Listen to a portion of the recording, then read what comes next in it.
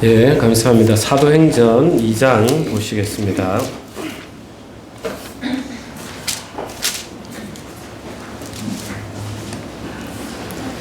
제가 2장 좀 1절에서 14절 읽고 또 36에서 47절 이렇게 띄어서 읽겠습니다.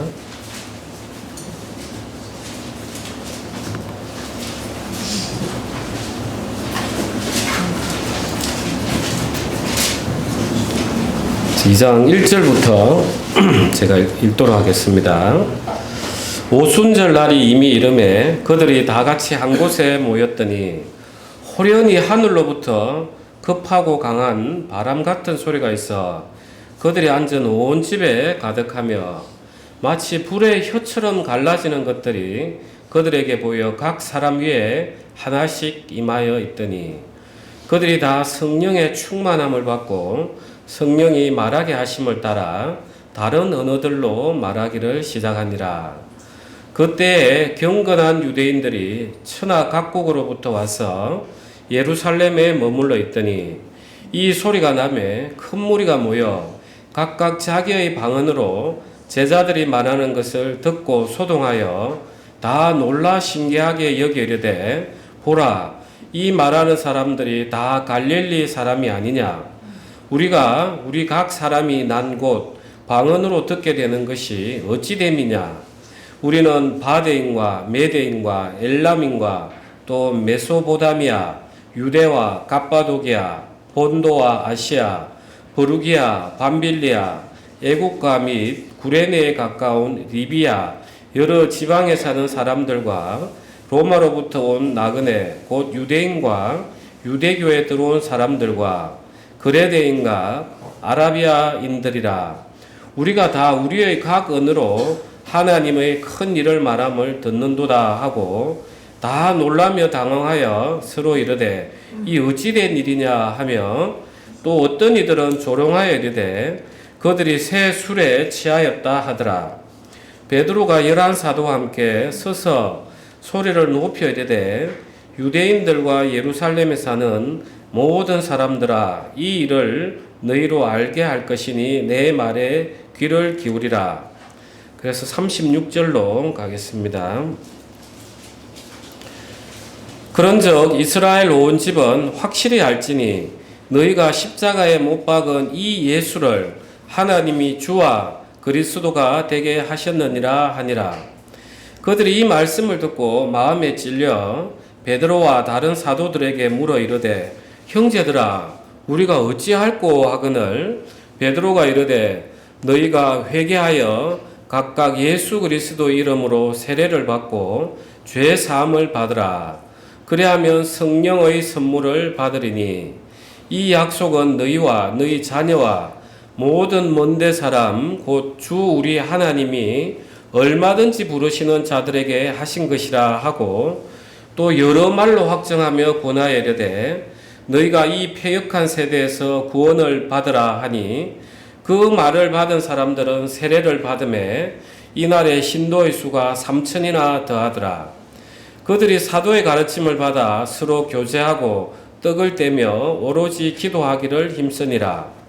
사람마다 두려워하는데 사도들로 말미암아 기사와 표적이 많이 나타나니 믿는 사람이 다 함께 있어 모든 물건을 서로 통용하고 또 재산과 소유를 팔아 각 사람의 필요를 따라 나눠주며 날마다 마음을 같이하여 성전에 모이기를 힘쓰고 집에서 떡을 떼며 기쁨과 순전한 마음으로 음식을 먹고 하나님을 찬미하며 또 온 백성에게 칭송을 받으니 주께서 구원받는 사람을 날마다 더하게 하시니라. 아멘.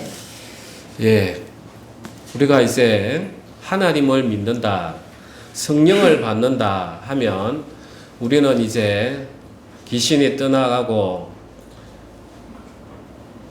죽은 자가 살아나고 그 다음에 방언이 넘치고 또 예언이 이루어지고 우리는 늘 이런 생각을 많이 합니다.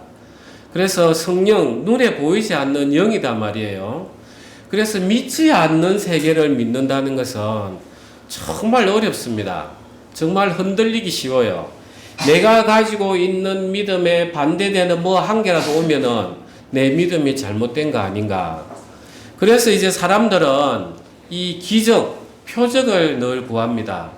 그래, 하나님 저도 방언하게 해주십시오. 저도 예언하게 해주시고 손 얹으면 다 병낫게 해주십시오. 그러면 제가 믿겠습니다. 이게 표적이죠. 예수님께서는 유대인들이 표적을 보여달라 하니까 이 악한 세대더라 이래요. 자, 표적을 보고 믿는다는 것은 나의 생각은 그대로 두고 내 마음에 합당한 것을 내가 받겠다는 거예요. 얼마나 악합니까? 이 표적을 보고 믿는 것은 하나님의 세계는 보이지 않는데 보이지 않는 세계는 내 믿지 않겠습니다 하는 내 그 의사의 표현인 거예요. 그래서 하나님께서는 이 우리에게 정말 이 믿음의 세계를 가르쳐 주고 싶은 거예요. 보이지 않는 세계를 믿어내는 이 세계. 그래서 오늘날 우리가 한국 교회에서는 신사동 운동이라고 직통 계시를 받았다. 또 뭐 땅 밟기를 하러 간다. 또 이사를 가는데 언제 이사를 가야 되는지, 직장은 어디로 구해야 되는지 모든 것들을 그 목사인데 물어보고 이렇게 하려고 하는 교회들이 넘쳐나고 있습니다. 다 거짓이에요. 하나님은 우리에게 때로는 하나님의 세계는 우리가 알 수가 없어요. 어떠한 기적이 일어나든지 다 하나님이 역사하시기 때문에. 그런데 하나님은 이제 우리에게 뭘 원하시냐 하면 하나님의 형상을 주셨기 때문에 우리가 기도하고 구하고 교제하고 생각하면서 이게 하나님의 뜻인가 이렇게 찾아가길 원하시는 거예요. 우리는 이렇게 성장하기를 하려고 하면은 내가 이 흔들리는 믿음을 내가 부여잡기가 쉽지 않으니까 그냥 기적 보여주십시오. 목사님 어떻게 할까요? 기도해 보십시오. 이 전부 다 신사동 운동이라 해서 속으면 안 됩니다. 하나님은 우리를 그렇게 성장하길 원하시지 않아요. 그런데 이 믿음이라는 것은 한번 들어오면 정말 좋습니다. 왜냐하면 아무리 옆에서 이야기를 한다 하더라도 과학적인 걸 증거를 제시한다 하더라도 그래 당신은 그렇게 하시오 나는 이렇게 믿겠습니다 하면 모든 의문의 종지부를 딱 찍어버려요. 그래서 이 믿음이 귀한 겁니다. 믿음이 세워지기는 어렵지만 한번 믿음이 세워지면은 흔들리지 않아요. 그래서 우리가 오늘 이 말씀을 통해서 오순절날 성령이 왔을 때 그 방언, 그 다음에 고린도전서에 나오는 그 성령의 은사들을 통해서 하나님이 이야기하시고자 하는 게 뭔지 한번 찾아가 보겠습니다. 우리가 이제 지금 이스라엘 백성들은 예수님을 안 믿죠. 예수님을 안 믿어요. 그런데 이 우리가 기독교는 본래 유대교 안에 있었습니다. 유대교 안에. 그래서 예수님이 율법으로 태어났어요. 그래서 지금 유대교하고 기독교가 본래는 하나에서 나왔습니다. 그래서 공통점이 그 구약 성경을 믿고 또 메시아가 오실 거다. 그 메시아에 대한 것도 믿고 그 다음에 초기 교회에는 할례도 받고 그 다음에 음식 먹는 것도 가리고 이렇게 또 회당에서 예배도 같이 드리고 해서 유대교와 그리스도 기독교인이 하나로 있었습니다. 그런데 이제 차이점이 이제 서서히 나오게 되는데 자, 이 유대인들은 예수님을 안 믿었죠. 그래서 십자가에 못 박았단 말이에요. 예수님을 메시아로 믿지 않아요. 그런데 이 신약 성경은 누구에 대한 이야기입니까? 예수님이 태어나시고 예수님이 교회를 세우시고 오실 예수님이 어떠한 일을 하실 거다 하는 걸 기록한 게 신약 성경이란 말이에요. 그러니까 유대인들은 이 신약 성경을 믿지 않는 거예요. 여전히 구약, 토라 이걸 믿고 있는 거예요. 그 다음에 이제 이 유대인들은 여전히 어떤 상태에 빠져 있냐면 자기들은 율법을 지킴으로써 구원을 받는다. 여전히 그 토라 율법 이야기하는 게 뭔지 여전히 그걸 준행하고 그렇게 함으로써 구원을 받는다 생각하는 거예요. 그런데 우리 기독교인은, 그리스도인은 어떻습니까? 어떻게 하면 구원을 받아요? 예수님이 하셨던, 예수님의 온전히 율법을 순종했던 그 의를 우리가 믿음으로써, 예수님이 했던 그 의가 내게 됨으로써 오직 의인은 믿음으로 말미암아 살리라. 그래서 그 믿음으로 구원을 받는 거예요. 다르죠? 다른 거에 서서히. 그 다음에 유대인들은 여전히 아직도 유대교로 개종한 사람들만 천국에 간다, 이렇게 믿음을 가지고 있지만, 우리 기독교인들은 어떻게 이방인이든 모든 사람이든지 예수 그리스도의 믿음을 안에 있는 사람들은 천국을 간다. 그래서 유대교하고 이 그리스도교가 이제 서서히 분리되면서 명확하게 갈라졌어요. 그래서 이제 초기에 우리가 사도행전에 보면 이 초기 기독교인들이 이제 예수님을 믿는데 이 유대인들이 지키는 이 율법들하고 어떤 관계가 있지 하면서 혼동이 있었던 시기가 있어요. 우리가 사도행전 15장 한번 가시겠습니다. 15장 1절 부터 읽겠습니다. 어떤 사람들이 유대로부터 내려와서 형제들을 가르치되 너희가 모세의 법대로 할례를 받지 아니하면 능히 구원을 받지 못하리라 하니, 바울 및 바나바와 그들 사이에 적지 아니한 다툼과 변론이 일어난지라. 형제들이 이 문제에 대하여 바울과 바나바와 및 그 중에 몇 사람을 예루살렘에 있는 사도와 장로들에게 보내기로 작정하니라. 그들이 교회의 전송을 받고 베니게와 사마리아로 다니며 이방인들이 죽게 돌아온 일을 말하여 형제들을 다 크게 기쁘게 하더라. 예루살렘 이르러 교회와 사도와 장로들에게 영접을 받고 하나님이 자기들과 함께 계셔 행하신 모든 일을 말하며, 바리새파 중에 어떤 믿는 사람들이 일어나 말하되 이방인에게 할례를 행하고 모세 율법을 지키라 명하는 것이 마땅하다 하니라. 사도와 장로들이 이 일을 의논하러 모여 많은 변론이 있은 후에 베드로가 일어나 말하되, 우린 뒤에 같이 합독하겠습니다. 형제들아, 너희도 알거니와 하나님이 이방인들로 내 입에서 복음의 말씀을 들어 믿게 하시려고 오래전부터 너희 가운데서 나를 택하시고, 또 마음을 아시는 하나님이 우리에게와 같이 그들에게도 성령을 주어 증언하시고 믿음으로 그들의 마음을 깨끗이 하사 그들이나 우리나 차별하지 아니하셨느니라. 그런데 지금 너희가 어찌하여 하나님을 시험하여 우리 조상과 우리도 능히 매지 못하던 멍에를 제자들의 목에 두려느냐. 그러나 우리는 그들이 우리와 동일하게 주 예수의 은혜로 구원받는 줄을 믿노라 하니라.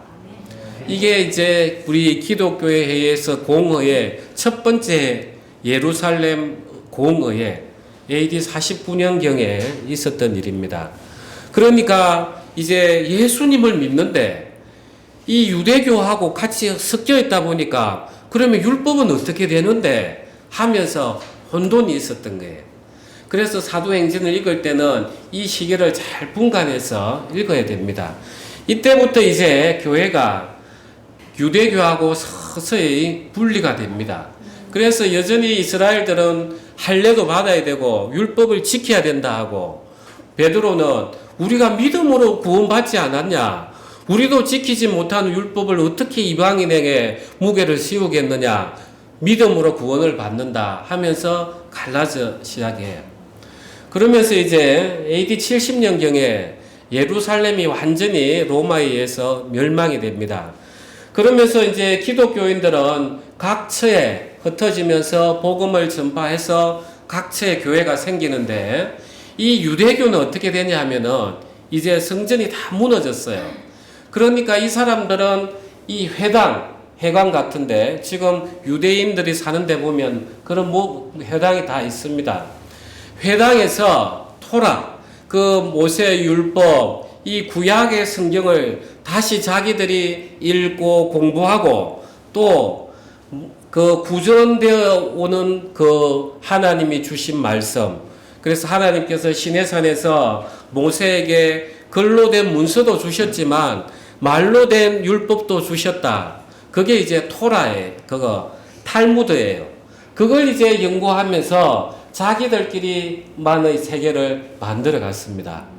그러다가 언제 결정적으로 이제 기독교하고 갈라섰냐 하면은 얌디아 종교회의라고 유대인들이 자기들이 종교회의를 만들어서 기도문을 하나 늘 낭송을 하고 예배를 드렸던 게 있어요. 제가 그 기도문을 한번 읽어 드릴 테니까 잘 들어보십시오.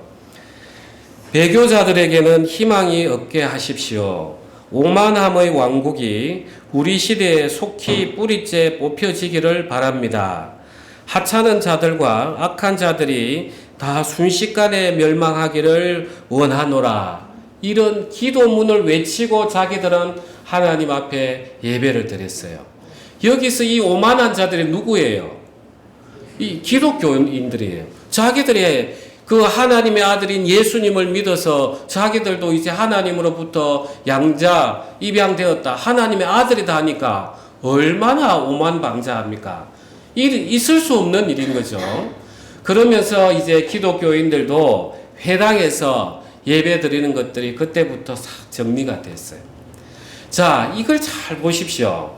제가 오늘 이렇게 역사적인 이야기를 많이 드린 이유는 이 기독교가 처음에 만들어질 때 유대교 안에 있었단 말이에요. 그러면 유대교하고 기독교가 뭐가 분리되는 계기가 필요한 거예요. 그래야 내가 진짜 믿는 예수님이 뭔지 이걸 확정이 필요한 거예요. 자, 우리가 출애굽기 14장을 한번 가겠습니다.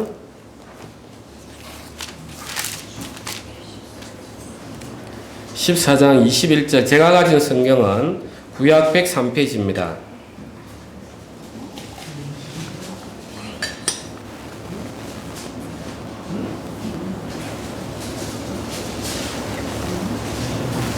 자, 오늘 조금 성경을 많이 읽더라도 중요한 부분이기 때문에 잘 따라오십시오. 21절부터 읽겠습니다.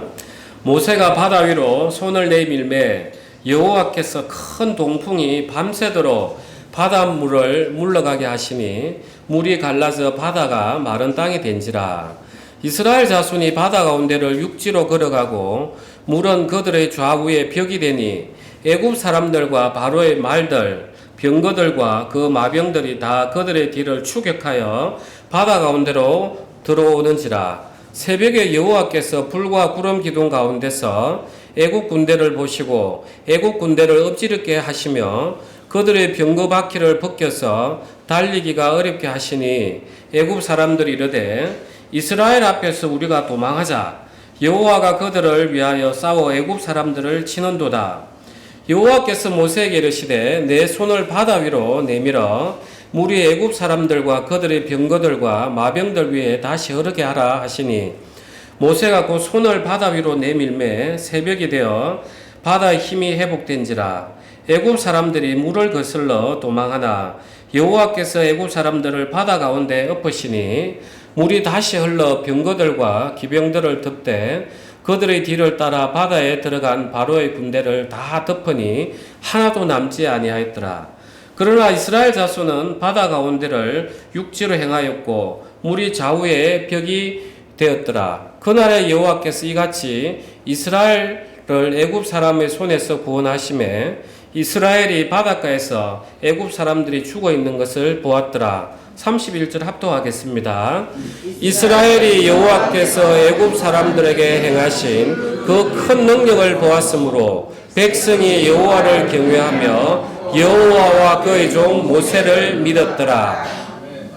15장 1절은 제가 읽겠습니다. 이때에 모세와 이스라엘 자손이 이 노래로 여호와께 노래하니 일렀으되 내가 여호와를 찬송하리니 그는 높고 영화로우시며. 자, 이거하고 오늘 오순절날 성령이 내린 거하고 같은 맥락이에요. 자, 이스라엘 백성들이 그 이집트 애굽에 있었어요. 그때 하나님이 10가지 재앙을 내렸어요. 그런데도 믿음이 굳건히 안 서더라는 거예요. 그래서 하나님께서 이 이스라엘 백성을 홍해 앞으로 끄집어 와가지고 이제 홍해를 가르는 일을 했단 말이에요. 그 가르는 일을 하고 나니까 이 이스라엘 백성이 그때서야 여호와와 그의 종 모세를 믿었더라. 믿음이 들어오고 그 다음에 여호와 하나님을 찬양하더라는 거예요. 자, 이 초기 기독교를 한번 보십시오. 유대교 안에 있었어요. 보이지 않는 그 하나님을 율법을 통해서 섬기려고 했어요. 그런데 예수님이 오셨어요. 예수님이 하나님의 아들이다. 내가 성령을 보낼 거다. 이게 믿기지가 않는 거예요. 예수님이 그 많은 기적을 행했지만. 그래서 이제 하나님은 이 기독교인을 유대교로부터 분리해내는 그 일이 필요했던 거예요. 이해가 되십니까? 네. 그래서 사도행전에 보면 불의 혀 같은 것이 갈라지더라. 우리 창세기 1장 2절에 보면 하나님의 신은 수면 위를 운행하시더라 이래요. 이 라하프라고 제비가 물을 퉁퉁 치내듯이 갈라내고 생명을 이렇게 안아내는 이 표현이 운행하시더라 이거예요. 하나님의 신이 성령이었어요.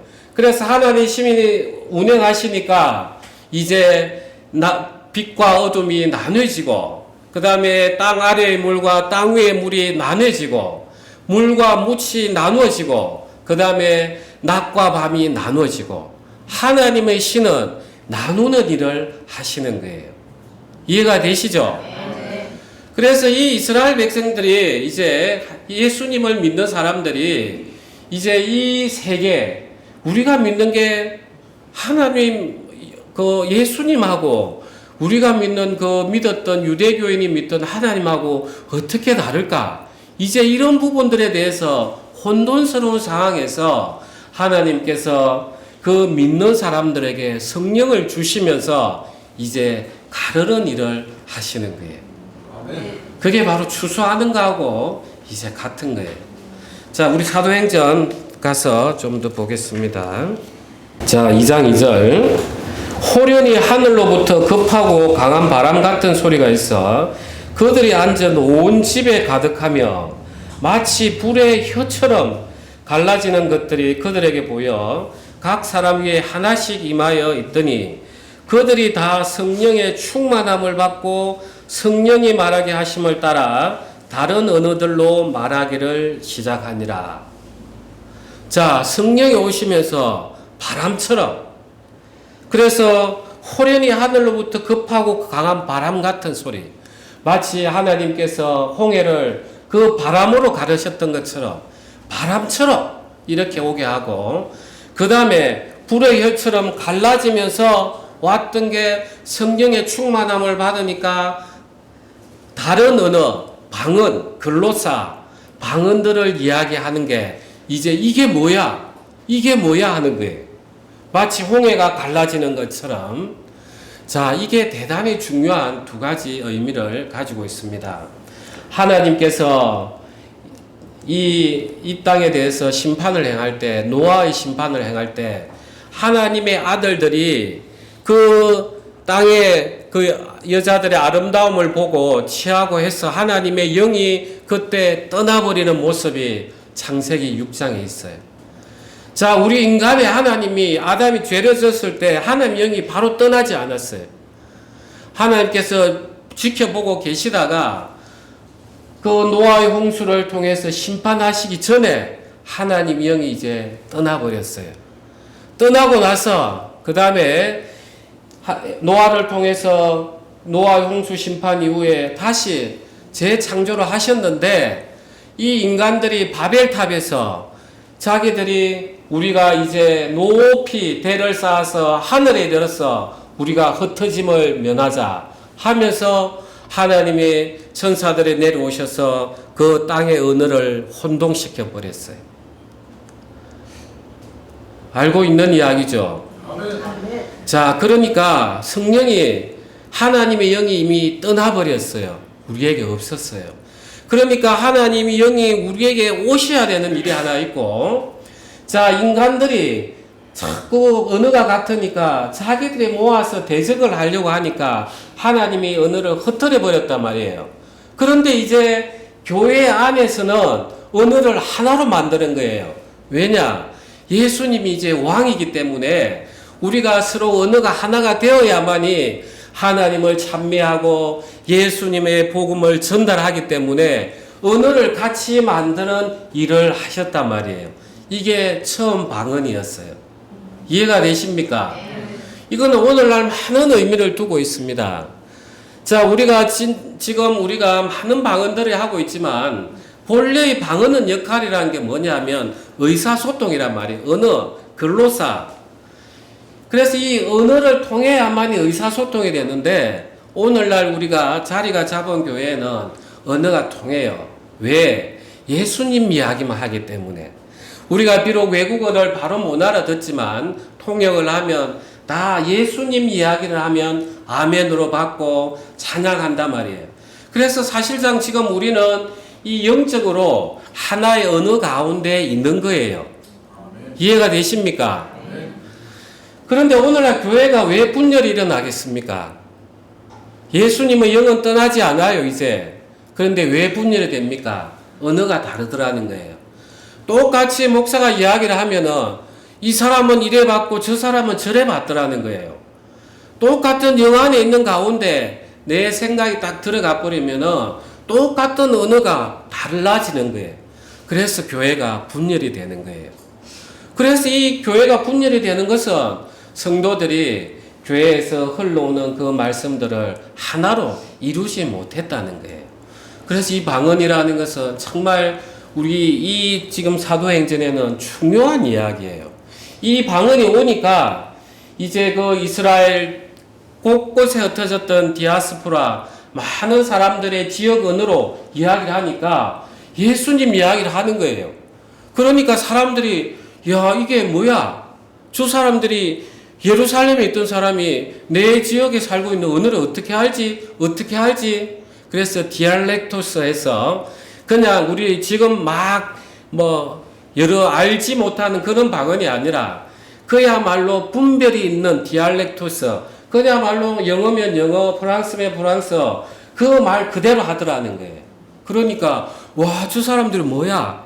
이제 갈라내는 일들을 이제 하는 거예요.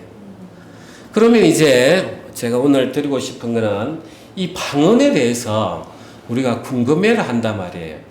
내가 방언을 하면 마치 나는 성령이 확실해 이렇게 생각하는 사람들도 있고 그렇지 않아요. 우리가 고린도전서 한번 가겠습니다.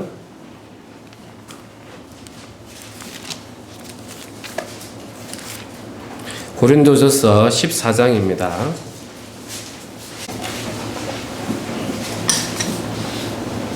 1절부터 제가 5절, 그 다음에 13절, 14절 읽겠습니다. 사랑을 추구하며 신령한 것들을 사모하되 특별히 예언을 하려고 하라. 방언을 말하는 자는 사람에게 하지 아니하고 하나님께 하나니 이는 알아듣는 자가 없고 영어로 비밀을 말함이라. 그러나 예언하는 자는 사람에게 말하여 덕을 세우며 건면하며 위로하는 것이요 방언을 말하는 자는 자기의 덕을 세우고 예언하는 자는 교회의 덕을 세우나니 나는 너희가 다 방언 말하기를 원하나 특별히 예언하기를 원하노라. 만일 방언을 말하는 자가 통역하여 교회의 덕을 세우지 아니하면 예언하는 자만 못하니라. 13절 14절 그러므로 방언을 말하는 자는 통역하기를 기도할지니 내가 만일 방언으로 기도하면 나의 영이 기도하거니와 나의 마음은 열매를 맺지 못하리라. 고린도 교회에는 은사들이 많았습니다. 이 하나님의 일하심, 그게 은사예요. 하나님이 일하심이 많았어요. 그래서 방언도 많았고 예언, 그 다음에 고치고, 그 다음에 위로도 하고 이런 방언들이 워낙 은사들이 많았어요. 왜 그렇게 됐는지 한번 생각해 보셨습니까? 이 고린도 교회는 해상에 있어요. 해상을 마주하고 있습니다. 그래서 이 고린도 교회는 포세이돈이라는 바다의 신을 섬깁니다. 그래서 그 신전에 올라가 가지고 이제 그 신을 받드는 사람들이 기도를 하는데 자기들이 막 방언을 하는 거예요. 그러면은 계시를 받아야 되니까 옆에서 있는 사람이 뭐 알아듣지 못하는 말로 하니까 옆에 있는 사람이 지금 우리 제사 지내는 분이 이렇게 이야기하고 이렇게 답 받았습니다. 또 통역을 하는 거예요.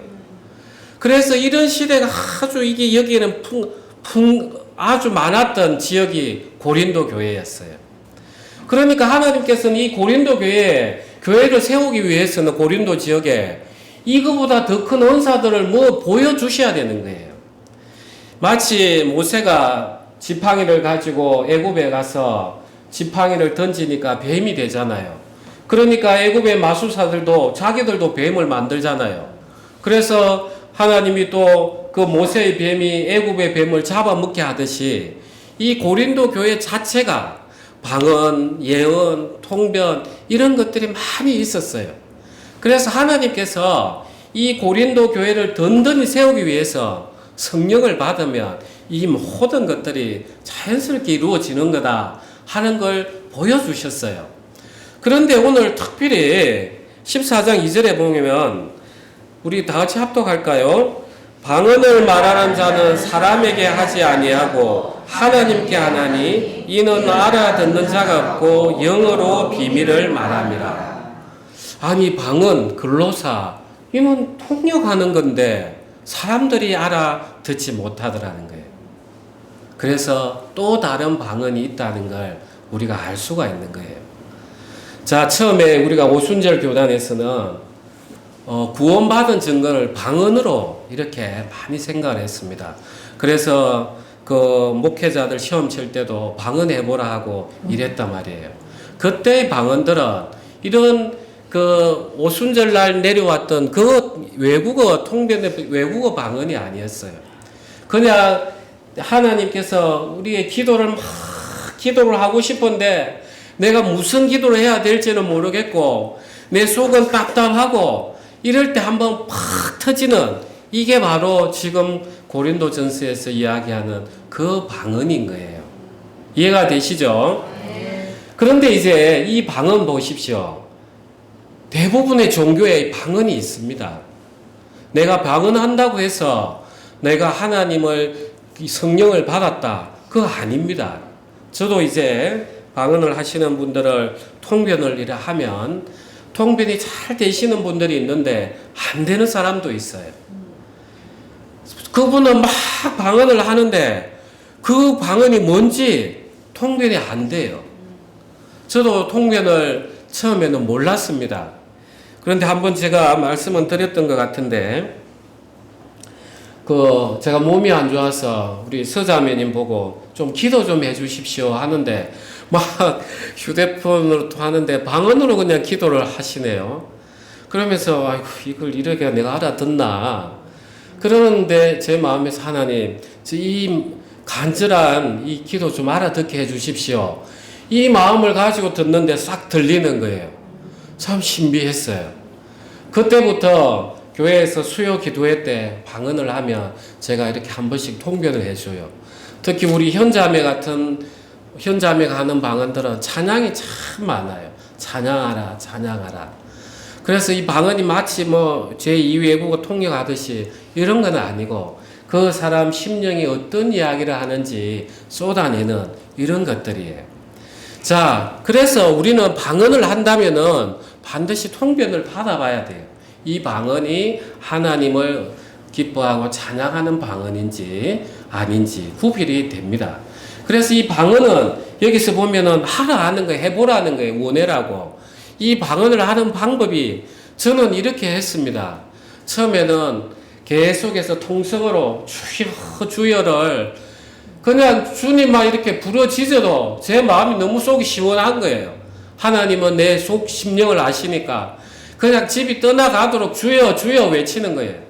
그러다가 어느 이렇게 방언하는 걸 보면서 저도 따라 해보니까 나도 모르게 이게 훅 튀는 거예요. 그러면서 중간에 한번 또 방언이 변화되면서 저에게 맞는 것들이 자리가 잡혔어요. 그래서 여러분들이 수요 기도회를 꼭 오시라는 게 이 내 마음에 있는 이 그 갈급함들, 이걸 막 주님께 토하다 보면, 또 옆에 방언을 하다 보면, 나도 모르게 따라 나와요. 하나님의 은혜로. 그래서 우리는 방언을 하다 보면은, 내 마음에 있는 것들은 시원하게 나오지만, 교회에는 덕이 안 되는 거예요. 왜? 내 마음은 기쁘지만, 뭔 기도하는지 본인도 모르기 때문에. 그래서 지금 이 고린도전서에서 자기에게는 덕이 되지만 교회에게는 덕이 안 된다. 차라리 교회에서 방언할 때는 그냥 예언을 해라, 권면을 해라, 이 이야기인 거예요. 그래서 우리가 일요일날 공식적인 예배에는 저희가 방언을 그렇게 하지 않는 게 그래서 그렇습니다. 초교 처음 오시는 분들도 계시고. 자, 그렇다면 이제 이방 종교에서 하는 방언하고 우리 그리스도가 기독교인이 하는 방언의 핵심적인 차이가 뭐냐? 바로 고린도전서 13장 앞장을 한번 가겠습니다.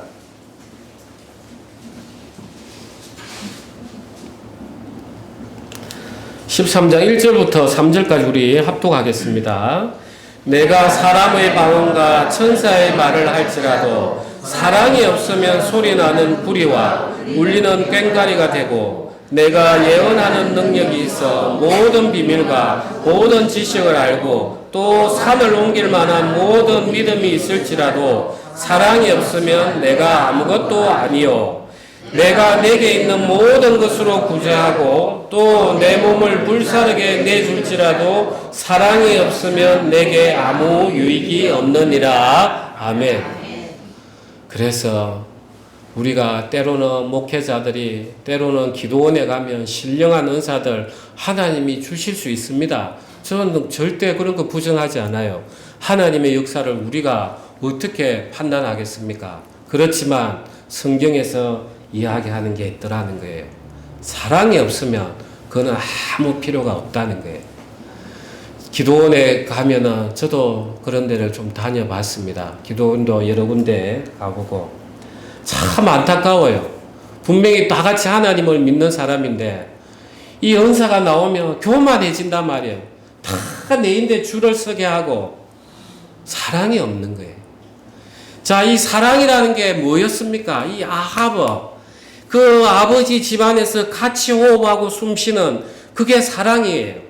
예수님께서 우리를 위해서 십자가에 못 박히시고 그 성령을 보내주셔서 우리 안에서 호흡하고 같이 숨쉬고 동행하는 이게 바로 그 사랑인 거예요. 내가 이 사랑을 딱 받으면은 형제 자매들에게 보는 눈이 달라집니다. 그 형제 자매도 하나님의 예수님의 그 보혈로 말미암아 사랑의 피로서 거두어 드렸기 때문에, 그래서 우리가 이 성령을 받으면 방언을 하든 예언을 하든 하지 않든 가장 나오는 게 사랑이란 말이에요. 이 하나님을 사랑하다 보니까 이 베드로는 오늘 복음을 안 전할 수가 없는 거예요. 그러니까 성령이 오셨네. 이 기쁜 소식을 어디에 전할까? 그야말로 기쁘게 성령이 들어오다 보니까 하나님을 너무 찬양하다 보니까 복음을 전해지는 거예요. 그래서 구원받은 사람의 특징이 누구를 만나든지 간에 예수님 이야기 하고 싶은 거예요. 예수님 이야기. 그 다음에 예수님을 또 하나님을 찬양하다 보니까 이제 모든 일들에 대해서 감사하는 거예요.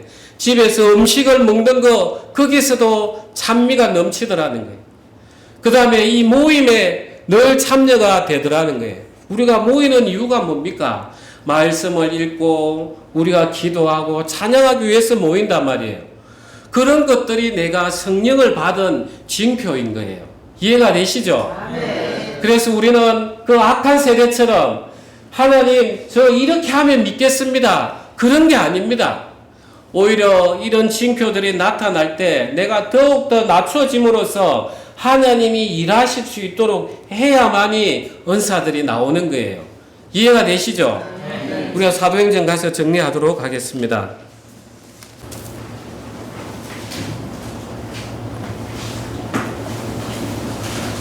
43절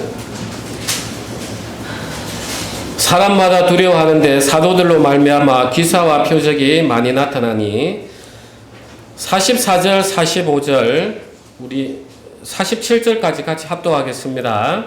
믿는 사람이 다 함께 있어 모든 물건을 서로 통용하고 또 재산과 소유를 팔아 각 사람의 필요를 따라 나눠주며 날마다 마음을 같이하여 성전에 모으기를 힘쓰고 집에서 떡을 떼며 기쁨과 순전한 마음으로 음식을 먹고 하나님을 찬미하며 또 온 백성에게 칭송을 받으니 주께서 구원받는 사람을 날마다 더하게 하시니라. 형제를 사랑하니까 내 가지고 있는 것들 다 나눠주고 싶은 거예요. 그래, 저 형제도 예수님이 피로 샀는데 내 이거 썩어질 거 이렇게 많이 재워놓고 하면 뭐해? 저 형제 드려야지. 그냥 사랑이 나온단 말이에요. 그냥 내 안에는 가득 채워놓고 형제의 고통을 내몰라 한 그게 어떻게 사랑이 있습니까? 그 다음에 재산과 소유를 팔아 각 사람의 필요를 따라 나눠주며 날마다 마음을 같이하여 성전에 모기를 힘쓰고 집에서 떡을 떼며 기쁨과 순전한 마음으로 음식을 먹고. 며칠 전에 제가 집에서 고구마를 이렇게 먹는데 갑자기 너무 신기한 거예요. 이 순을 하나 꼽았는데 어떻게 이게 나와가지고 이렇게 맛있지? 하나님 정말 찬양 받으십시오. 그냥 작은 거 먹는 거 하나조차도 우리가 그냥 넘어갈 일인데 내 안에서 찬양이 나오더라는 거예요.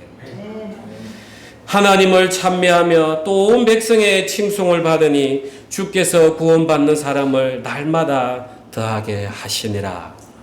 하나님께서는 우리가 그 유대교로부터 분리해서 이제는 순전히 예수님의 사랑 가운데 우리를 두시려고 성령을 주셔서 우리를 수확을 하셨습니다. 그래서 우리는 세상 사람들하고는 딱 구분이 되는 거예요. 이 구분이 되는 징표가 처음에는 하나님이 강력하게 구분을 해줘야 되니까 초기에는 혼동스러우니까 외국어 방언들이 막 임했어요. 그렇지만 지금은 우리가 다 같이 예수님의 언어를 사용하기 때문에 예수님만 이야기하면 서로 한 마음이 되기 때문에 지금 영적으로는 통일이 되어 있어요. 그래서 우리는 더욱더 예수님의 이 사랑을 생각하면 할수록 우리는 하나님을 찬양할 수밖에 없고 형제자매를 찬양할 수밖에 없고 더욱 모여서 말씀을 묵상하고 기도하는 것이 우리가 구원받은 증거입니다. 우리 기도하겠습니다.